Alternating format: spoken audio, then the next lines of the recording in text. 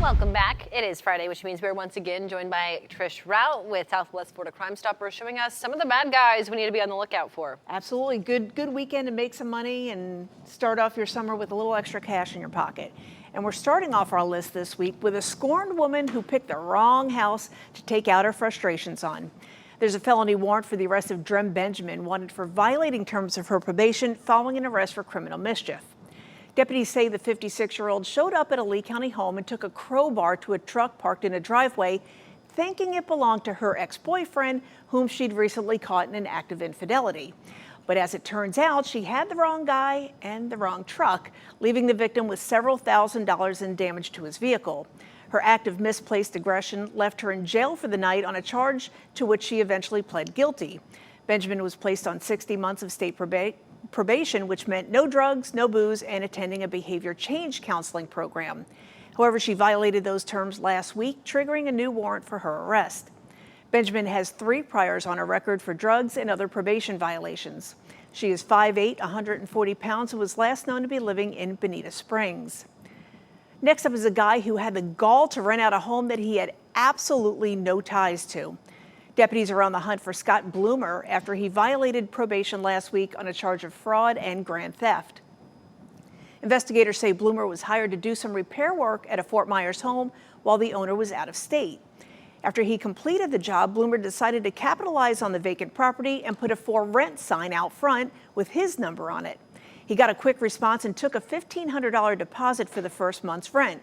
A few weeks after the unknowing renter moved in, the actual homeowner was alerted to the activity and called police. The renter, who was a secondary victim in this case, found themselves without a roof over their head and out $1,500. Detectives located Bloomer shortly after and arrested him for his fraudulent scheme. He spent just 1 day in jail and eventually pled guilty, being placed on 36 months of probation. He violated those conditions earlier this month when he tested positive for fentanyl in his system. Bloomer has 4 priors for drugs with additional jail time in Volusia County. He's 6'1", 220 pounds, and will celebrate his 46th birthday tomorrow, hopefully in the confines of the Lee County Jail. Also on the run this week is a Fort Myers felon accused of beating up a 9-year-old little girl. Jerel Condre is currently trying to dodge deputies after he violated probation last week on charges of willful child abuse. Witnesses say the girl was teasing Condre, which angered the 38-year-old. Instead of diffusing the situation or simply walking away like an adult, Condre retaliated by striking the child several times in the face, leaving her with a bloody lip and nose and a swollen eye. A neighbor who saw the whole thing happen said Condre was beating on the little girl like she was a grown man. Police quickly intervened and arrested Condre, who spent 3.5 months behind bars before being found guilty and placed on probation. He violated those terms earlier this week when he skipped out on multiple mandated drug tests. To date, Condre has 11 priors since age 17 for drugs, weapons, battery on a law enforcement officer, aggravated battery, and the sale and delivery of pot and cocaine.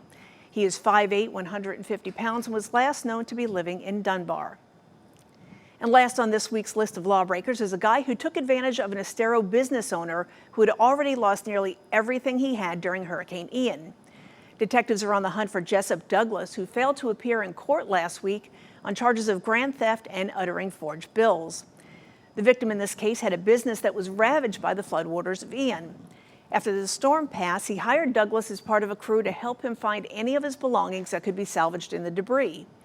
While on the job, the 32-year-old found a checkbook belonging to the victim, which he failed to turn over. Instead, he used it to write multiple checks on the victim's account payable to himself and his girlfriend to the tune of roughly $10,000 over the course of 2 months.